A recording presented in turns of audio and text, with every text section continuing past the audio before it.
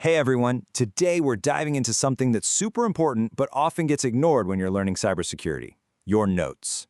We're going to talk about how to take that jumbled mess of commands and ideas and turn it into a seriously powerful tool. Okay, let's be real for a second. When you're in the middle of tackling a vulnerable machine, what do your notes actually look like? Is it just a random stream of commands, IP addresses, and half-forgotten thoughts? If you've ever gotten lost in your own work, you are definitely in the right place. This gets right to the heart of a problem almost everyone faces when they're learning pen testing. We can call it the learner's dilemma. You're finding all this great info, but none of it seems to connect. This slide just nails that feeling, doesn't it? It's exactly like that. You find a vulnerability over here, an open port over there, but later, when you try to put it all together or maybe just remember how you got somewhere, it's impossible. The trail's gone cold. And this really shows the two sides of the coin. On the left, that's where a lot of us start out, with that chaotic approach.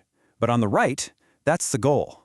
A structured framework that turns those random notes into a system, and those lost steps into a process you can actually repeat. That's how the pros do it. So the big question is, how do we get from chaos to clarity? Well, it all starts with adopting a framework for discovery. And trust me, this isn't about making more work for yourself. It's about working smarter. At its heart, the solution is something called a reconnaissance framework. Just think of it like a template for your notes. It's a structured document made specifically to help you organize everything you find in that super important discovery phase. The source material puts it perfectly. It's not just a checklist. It's a systematic roadmap for information gathering. And just like any good roadmap, it shows you where you've been, where you are now, and where you're headed next. No more getting lost in the weeds. And what this all boils down to is building repeatable methodologies. In the real world, you absolutely have to be able to replicate your findings. That skill, that muscle memory, it starts right here with how you organize your practice runs. All right, so how do we build this process that we can do over and over again? Well, it all stands on what we can call the pillars of practice. Let's break down the 4 things that really support professional level work. And here they are, the 4 pillars. It's kind of like a chain reaction, right? You start with consistency in how you take notes. That leads to accuracy in what you're recording. When you have both of those, you get repeatability, the power to do it again. And the glue holding it all together? Organization. It's what makes it all make sense. So why bother getting good at these things? What's the point? It's actually really practical. When you build your work on these pillars, all your technical findings are laid out in a logical way, which means they're ready to go for you to review later, to share with a teammate, or to drop right into a professional report. And that leads us straight to the best part, the professional payoff.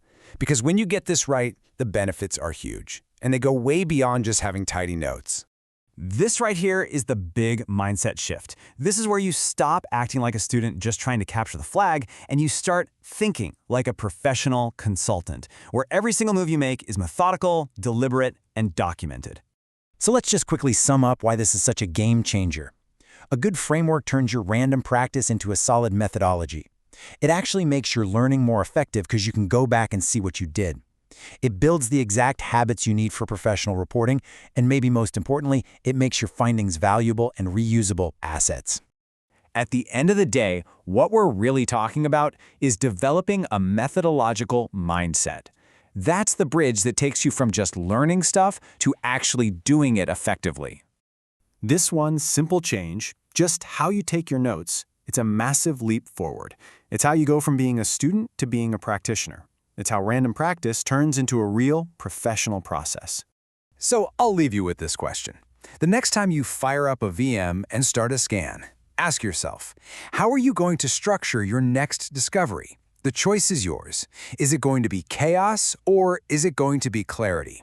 Thanks for tuning in.